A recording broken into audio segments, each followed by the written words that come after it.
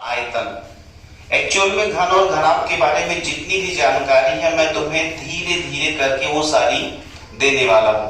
अभी तुम 5 या 6 के बच्चे हो तो तुम्हें सारी बातें एक साथ बता देना थोड़ा सा अच्छा नहीं होगा, इसलिए भी क्योंकि तुम भूल सकते हो। इसलिए आओ धीरे धीरे इन सारी बातों को सीखा जाए। इधर देखिए, सबसे पहली चीज घन, क्यूब मैंने आपको सिखा रखा है क्या होता है। आपको ये पता है जिसमें लंबाई, चौड़ाई और ऊंचाई ये तीनों क्या हो, आपस में बराबर हो, तो उसको क्या कहोगे तुम, क्यूब कहोगे। दोनों बातें समझिए, घन और क्यूब ये दोनों एक ही बात होती है। कल को बाई चांस कोई बच्चा इंग्लिश का हो या हिंदी का हो तो दिक्कत नहीं होनी चाहिए। अच्छा ठीक है, ऐसे ही घनाभ क्या होता है बच्चे, जिसमें लंबाई, चौड़ाई और ऊंचाई आपस में बराबर नहीं होती। ठीक है, ऐसा हो सकता है कि लंबाई चौड़ाई के बराबर हो, लेकिन फिर क्या होगा, चौड़ाई ऊंचाई के बराबर नहीं होगी। ठीक है, तो तीनों एक साथ अगर आपको बराबर नहीं मिलती है तो वो आपका क्या हो जाएगा, आपका घनाभ हो जाएगा, क्यूबाइड हो जाएगा। इतनी बातें क्लियर। फिर से इधर आइए, सेकेंड चीज जो मैं बताना चाह रहा हूं आपको वो है आयतन, वॉल्यूम। तो आयतन का मतलब पहले आप समझिए, सुनिए ध्यान से।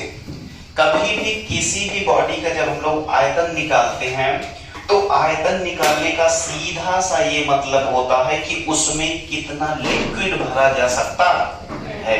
पहली चीज ये याद रखिए, उसमें कितना लिक्विड या कितनी द्रव की मात्रा भरी जा सकती है। जैसे मैं आपसे कहूं कि किसी बच्चे के पास बॉटल है क्या, नहीं है, मान लीजिए कि जैसे यही देखिए ना, बिल्कुल ये अगर मैं ये कहूं कि इस छोटी सी ये जो है इंक की डिब्बी है, इस डिब्बी का वॉल्यूम क्या होगा, तो जानते हो क्या होगा, वॉल्यूम या आयतन का मतलब ही ये होता है कि इसमें कितना लिक्विड, इसमें कितनी इंक डाली जा सकती है, यही इसका आयतन हो जाएगा। आयतन के सवाल कभी कभी घुमा फिरा कर भी पूछे जाते हैं। कैसे, आपसे ऐसे पूछे जाएंगे कि सपोज करिए कि ये एक रॉड है, ये क्या है, एक रॉड है, इसकी लंबाई आपको दे दी गई, इसकी चौड़ाई आपको दे दी गई और इसकी ऊंचाई आपको दे दी गई। अब आपसे ये भी पूछा जा सकता है बच्चे कि ये जो रॉड है, सपोज करो कि ये रॉड लोहे की है, तो इसको बनाने में कितना लोहा लगेगा, कितना लोहा लगेगा, तो आपको इसका भी क्या निकालना पड़ेगा, बोलिए, आयतन ही निकालना पड़ेगा। क्या निकालना पड़ेगा, आयतन ही निकालना पड़ेगा। तो बातें समझ में आ रही है। आयतन का मतलब ही होता है कि कितने अमाउंट ऑफ मैटर से, कितने अमाउंट ऑफ मैटर से वो पर्टिकुलर ऑब्जेक्ट आपका बना हुआ है, पहली चीज। या दूसरी चीज आपकी ये हो सकती है कि अगर कोई वेसल है, अगर कोई पात्र है, नहीं, या अगर कोई डिब्बा है या कोई बाल्टी है तो उसमें कितना लिक्विड आएगा। तो ये बात समझ में आई। तो अब घन और घनाभ में भी, घन और घनाभ को भी जब हम लोग पढ़ते हैं तो उसमें आयतन निकालना पड़ता है। तो आयतन का मतलब क्या हुआ, ये बात आपको समझ में आ गई, पक्का। अब सुनिए ध्यान से, अगर आपको घन का आयतन निकालना हुआ, क्यूब का आयतन निकालना हुआ तो फार्मूला क्या होगा बच्चे, भुजा की घात 3 यानी कि side to the power 3, side cube लोग बोलते हैं। क्लियर। अगर यही आपको वॉल्यूम या आयतन आपको किस में निकालना हुआ, घनाभ में, क्यूबाइड में निकालना हुआ, तो आप क्या करिएगा, लंबाई गुणे चौड़ाई गुणे ऊंचाई। कोई दिक्कत बच्चे नहीं। लेकिन एक बात याद रखिएगा, ये अपनी नोट्स में आप बिल्कुल स्टार पॉइंट लगा करके, यही बच्चे गलती करते हैं। जैसे अभी मैंने क्वेश्चन दिया था तो उसमें मैक्सिमम बच्चों ने गलत किया। अभी मैं बच्चे कि सभी भुजाओं की इकाई समान होनी चाहिए। The unit should be same.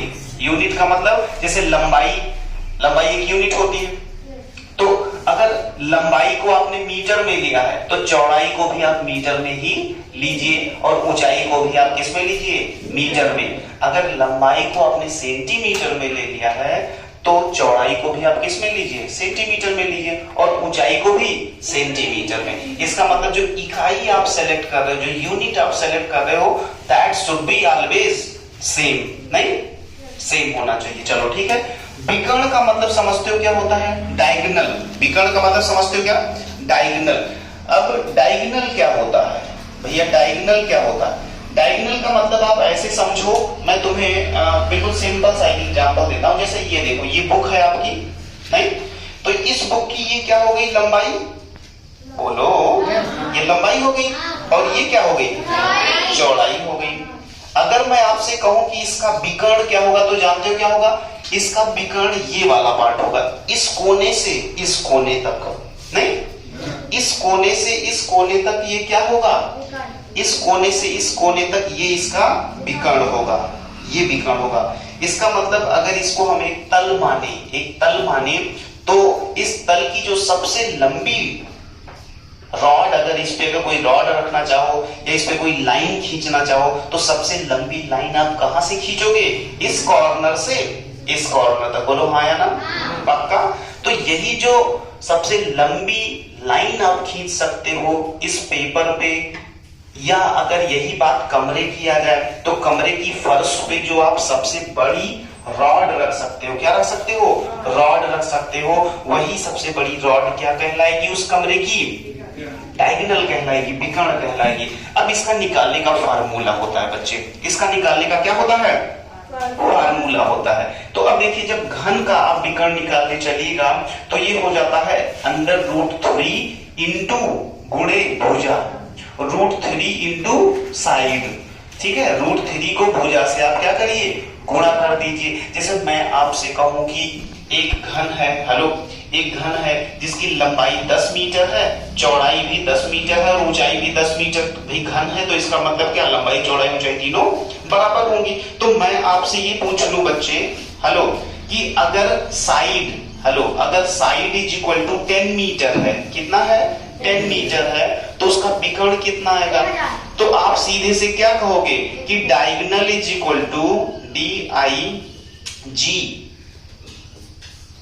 ठीक है। आप अगर इसका डायगोनल आप निकालना चाहोगे, क्या निकालना चाहोगे, डायगोनल अगर आप इसका निकालना चाहोगे तो क्या हो जाएगा बताइए, √3 इंटू साइड, नहीं तो √3 तो 3 हो जाएगा, साइड कितना है, 10 है, तो ये वैल्यू कितनी आ जाएगी, 10√3 मीटर। समझ में आई बात की नहीं समझ में आई, समझ में आई। तो इस तरीके से निकाला जाता है। वैसे अगर इसमें आ जाओ, किसमें, घनाभ में, तो घनाभ का जब आप विकर्ण निकालोगे तो वो हो जाएगा √ में लंबाई का वर्ग प्लस चौड़ाई का वर्ग प्लस ऊंचाई का वर्ग, बोलो हाँ या ना, पक्का। तो सुनो, अगर मैं यहीं पे आपको इसका भी एग्जांपल करवा दूं कि मान लो लंबाई आपकी कितनी है, 3 मीटर है, चौड़ाई आपकी मान लो 2 मीटर है और ऊंचाई आपकी कितनी है बच्चे, 1 मीटर है, तो आप इसका विकर्ण कैसे निकालोगे, इधर देखो, √ में लंबाई का वर्ग कितना हो जाएगा, 3 का 3 से गुणा 9, बहुत अच्छे, प्लस चौड़ाई का वर्ग 4, बहुत बढ़िया, और ऊंचाई का वर्ग 1, तो 9 4 13, 13 1 14, तो √ में 14 मीटर आ जाएगा। ये क्या, इसका डायगोनल आ जाएगा, विकर्ण आ जाएगा। क्या कोई दिक्कत नहीं। अब देखो, जो अगली बात होती है बच्चे, वो होती है कि कितना द्रव की कितनी मात्रा उस कंटेनर में, उस वेसल में या उस डिब्बे में आएगी जो घन या घनाभ के आकार का है। क्योंकि अभी हम लोग घन या घनाभ के बारे में बातें कर रहे हैं, तो सारी बातें हम लोग किसके बारे में करेंगे, घन या घनाभ की। तो कितना द्रव डिब्बे में भरा जा सकता है, मतलब इस तरीके का सवाल आपसे पूछा जा सकता है। तो देखिए, जब भी द्रव की मात्रा पूछी जाए, आयतन निकालकर 1000 से गुणा कर दीजिएगा। लेकिन एक बात याद रखिएगा बच्चे, उसमें ये कि आपका जो आयतन निकाले हैं वो आयतन किस में होना चाहिए, घन मीटर में। किसमें होना चाहिए, घन मीटर में। इसका मतलब अगर हमें सेंटीमीटर में दिया गया है या डेसीमीटर में दिया गया है या डेकामीटर में दिया गया है, तो सबसे पहले हम लोग किस में कन्वर्ट करेंगे, मीटर में। उसके बाद क्या निकालेंगे, आयतन। आयतन निकालने के बाद किससे गुणा, बहुत बढ़िया, 1000 से।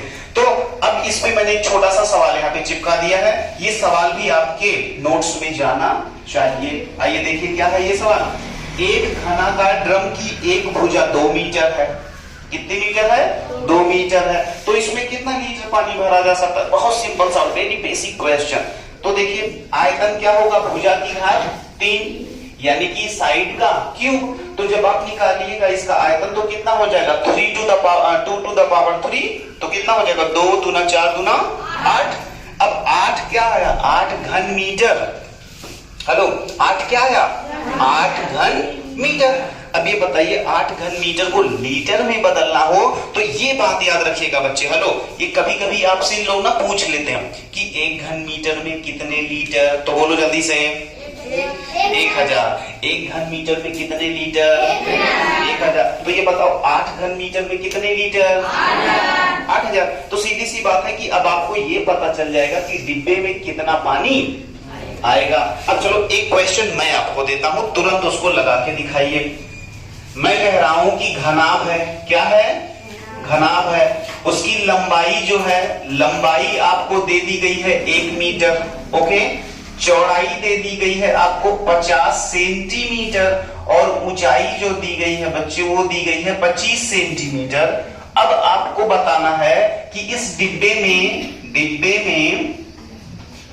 में कितना पानी आएगा, कितना पानी भरा जा सकता है, कितना पानी भरा जा सकता है। चलो दिमाग लगाओ, जो भी बच्चा ये क्वेश्चन करता है उसको तो हम देखते हैं अभी। पक्का हो गया? किस किस का हो गया इतनी जल्दी हो गया? पक्का बताइए। पीछे हो गया है, अच्छा। और किसी का? तो देखिए इस सवाल को सॉल्व करने के लिए सबसे पहली जो चीज आपके दिमाग को क्लिक करनी चाहिए वो ये कि भाई घनाभ है। घनाभ का मतलब जिसमें लंबाई चौड़ाई ऊंचाई दी जाएगी, तीनों बातें दी जाएंगी। कितना पानी पूछा तो पानी के लिए क्या निकालते हैं बच्चे? आयतन निकालते हैं। क्या निकालते हैं? आयतन। तो ये बताओ आयतन का फार्मूला क्या होगा? बोलो बोलो। आयतन लंबाई गुणे चौड़ाई गुणे ऊंचाई। बोलो हाँ या ना? पक्का। लेकिन एक चीज ये यहाँ पे ये पढ़ो कि कहां गया ये हाँ सभी। Very good. ये देखो ये स्टार पॉइंट, इसीलिए मैंने तुम्हें सारी बातें लिखवाई है कि कल को अगर आप भूल रहे हो तो एक बार नोट्स पलट के देख लो, सारी चीजें क्या हो जाएंगी, याद आ जाएंगी। तो सभी भुजाओं की इकाई समान होनी चाहिए बच्चे। तो क्या यहाँ पे सारी इकाई समान है? नहीं है। तो ये बताओ 1 मीटर है तो इसको तो रहने दो, 1 मीटर ही रहने दो। कितना रहने दो बच्चे? 1 मीटर को आप 1 मीटर ही रहने दो, 1 मीटर ही रहने दो। चलो ठीक है। लेकिन 50 सेंटीमीटर को मीटर में बदलने के लिए क्या करते हैं? Milli centi decimetre deca hecto kilo. सबसे पहला चैप्टर मैंने आपको सिखाया था, नहीं याद है? इधर देखिए, यहाँ देखिए, ये होता है milli centi decimetre deca hecto kilo. अब ये बताओ मैंने आपको क्या सिखाया था कि जब आप नीचे से ऊपर जा रहे होंगे, जब आप नीचे से ऊपर जा रहे होंगे तो बटे में चीजें बढ़ेंगी, और जब ऊपर से नीचे आ रहे होंगे तो गुणा होगा। बोलो हाँ या ना? तो ये बताओ सेंटीमीटर को मीटर में बदलना है तो सेंटीमीटर तो आपका यहाँ है, मीटर कहाँ है? यहाँ है। कितने कदम ऊपर जाना है? 1 2। इसका मतलब 1/100 से भाग या गुणा। बोलो हाँ या ना? तो इसका मतलब इसको क्या करोगे? 50 गुणे 1/100। तो कितना आया बच्चे? बोलो 0.5। वैसे ही जब इसको करोगे तो कितना हो जाएगा? 25/100। ये हो जाएगा 0.25। कितना? तो अब आप स्मार्ट हो गए हो। अब इधर आइए, आयतन निकालना है आपको। क्या निकालना है? आयतन। 1 गुणे चौड़ाई कितनी होगी बच्चे? बोलो 0.5 गुणे ऊंचाई कितनी होगी बच्चे? 0.25। अब बहुत अच्छे से दिमाग लगाने देखो, 25 पंचे बहुत बढ़िया 125, 125। कितने अंक के बाद दशमलव? 1 2 3। यहाँ पे दशमलव लगाइए, आगे 0 लगा दीजिए। कोई दिक्कत बच्चे? नहीं। अब इधर देखो, अब तो ये आ गया क्या? इतना घन मीटर। अब ये बताओ लीटर निकालना है ना? 1000 से भाग। बहुत बढ़िया। 1000 से गुणा, 1000 से गुणा, क्योंकि 1 घन मीटर में 1000 लीटर। तो ये बताइए कि अब इतने में कितना लीटर? 1000 से गुणा कर दें तो ये जो कुछ लिखा है 1 2 5, उसके बाद 3 0, 1 2 3। अब कितने अंक के बाद दशमलव? 3, 1 2 3, तो कुल मिला के कितना आया बच्चे? 125 लीटर। बहुत बढ़िया, 125 लीटर। अब सुनो, ये बात सोचने वाली है, ये बात सोचने वाली है कि भाई एक डिब्बा हो जो इतना सा बड़ा हो, लगभग 1 मीटर इतना हो जाएगा नहीं, और इसका आधा इतना चौड़ा हो और ऊंचाई कितनी हो? 25 सेंटीमीटर, लगभग इतना हो जाएगा। इतने में कितना लीटर आ जाएगा? 125। तो क्या ये बात आपको बढ़िया लगी?